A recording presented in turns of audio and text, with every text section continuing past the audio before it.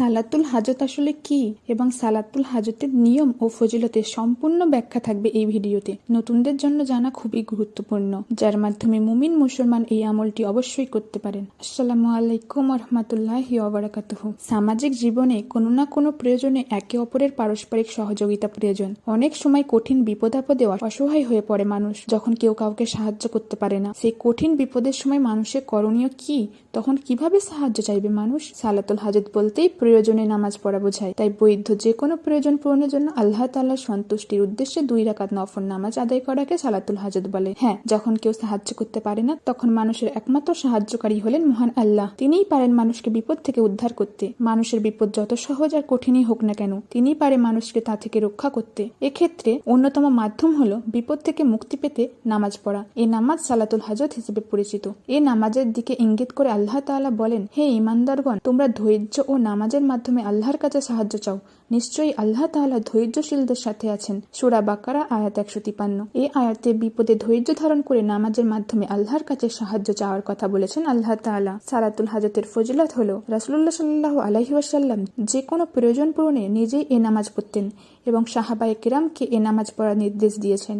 হাদিস পাকে এই নামাজ পড়ার গুরুত্ব উঠে এসেছে। হযরত হুযায়ফা রাদিয়াল্লাহু আনহু বর্ণনা করেন, রাসূল সাল্লাল্লাহু আলাইহি ওয়াসাল্লামের সামনে যখন গুরুত্বপূর্ণ কোনো প্রয়োজন বা বিপদ আপদ চলে আসতো, তখন তিনি সঙ্গে সঙ্গে নামাজে দাঁড়িয়ে যেতেন। বিশ্বনবী যেভাবে সালাতুল হাজত পড়তেন, সালাতুল হাজত পড়ার জন্য নির্ধারিত কোনো নিয়ম, দিন বা সময় নেই। অন্যান্য নামাজের মতোই এটি পড়তে হয়, তবে নিষিদ্ধ সময় সূর্যোদয় এবং সূর্যাস্ত দ্বিপ্রহর ও মাকরুহ সময় ব্যতীত অন্য যে কোনো সময় তা পড়া যাবে। হাদিসে এসেছে, রাসূল সাল্লাল্লাহু আলাইহি ওয়াসাল্লাম বলেছেন, যে ব্যক্তির আল্লাহর কাছে বা মানুষের কাছে কোনো প্রয়োজন দেখা দেয়, সে যেন উত্তম রূপে ওযু করে 2 রাকাত নফল নামাজ আদায় করে আল্লাহ তাআলার প্রশংসা করে এবং রাসূল সাল্লাল্লাহু আলাইহি ওয়াসাল্লামের উপর দরুদ পাঠ করে।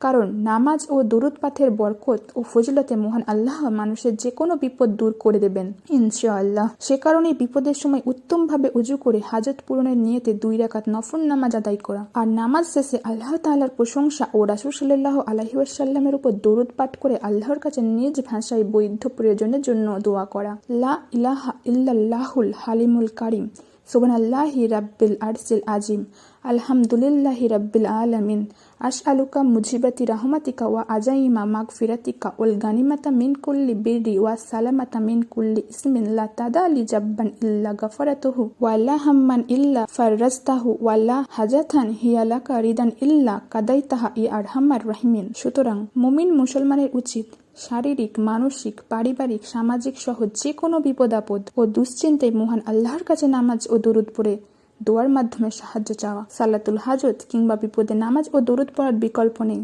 বৈধ পন্থায় বিপদ থেকে রক্ষা পেতে সালাতুল হাজতের ভূমিকাই অনন্য। আল্লাহ তাআলা মুসলিম উম্মাহকে কঠিন বিপদে সালাতুল হাজত ও দরুদ পড়ে দোয়ার মাধ্যমে সাহায্য প্রার্থনা করার তৌফিক দান করুন, আমিন। ভিডিওটি ভালো লাগলে লাইক, কমেন্ট ও শেয়ার করবেন এবং নতুন হলে চ্যানেলটি অবশ্যই সাবস্ক্রাইব করে রাখবেন।